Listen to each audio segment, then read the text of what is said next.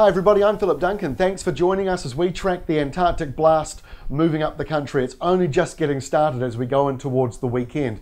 Here's the satellite map from the Japanese Meteorological Agency. This came out over Thursday night and Friday morning. You can see that cold front racing up the South Island. It went very quickly, didn't really deliver a huge amount of rain. It was really the first step in the cold changes, and we've got 2 or 3 of these coming through over the next couple of days. So let's go a little bit wider picture now. You can see down here in the south, this is the cold stuff that's coming in towards the South Island. It's marching in slowly as a southwesterly airflow, and that will continue to do so over the next couple of days as the system continues to affect New Zealand. So let's move through and see the animated wind map. This is lunchtime Friday, and you can see that southerly change right here coming in towards Southland. That's Antarctica. There's the South Island right there. So very clearly seen in the blue. This is the temperature map, so blue clearly shows the cold weather down around the single digits. Very cold air coming on through, and this will affect New Zealand across Saturday. So this is Friday night, just before we get into Saturday. This is around about 6 p.m. Friday. You can see all that cold air coming straight in, the Antarctic ice shelf right down here on the bottom of the screen, and these southerlies straight on in. But you'll also notice around the North Island and many eastern areas, it's fairly dry. And we are seeing that pattern continue as a result of this airflow, the southwesterly airflow, making for sunnier weather in these northeastern areas as the system comes on through. But that will change a bit over the weekend. So this is lunchtime Saturday, and you can see there's the surge of cold air finally going into the North Island. Now there'll also be dry spells, as you can also see on the west coast. That change to more southerly direction will bring the sun out, clear the skies up. But it also drives in a very windy, cold southerly to the North Island.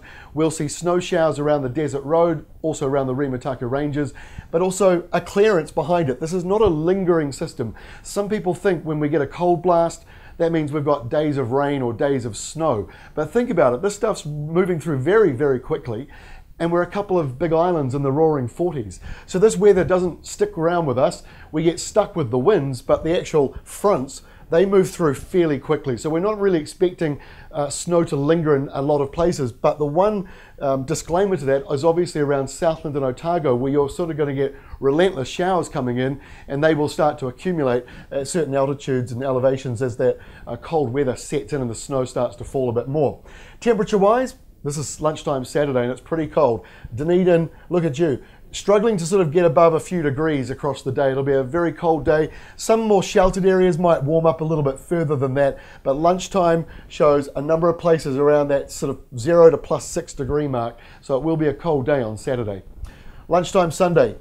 The worst of the weather is moving out to the east now, and a big high starting to roll in. So you know what that means. Frosty weather is on the way, and that's what we've got certainly on Monday morning. If you don't have it on Sunday, Monday's a higher chance for it.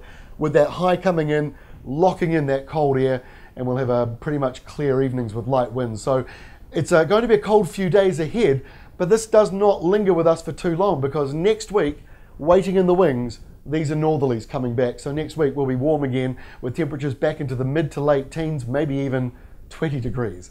That's all from me. Thanks for all your support this week. We love being your second choice because we put you first. We'll catch you again on Monday.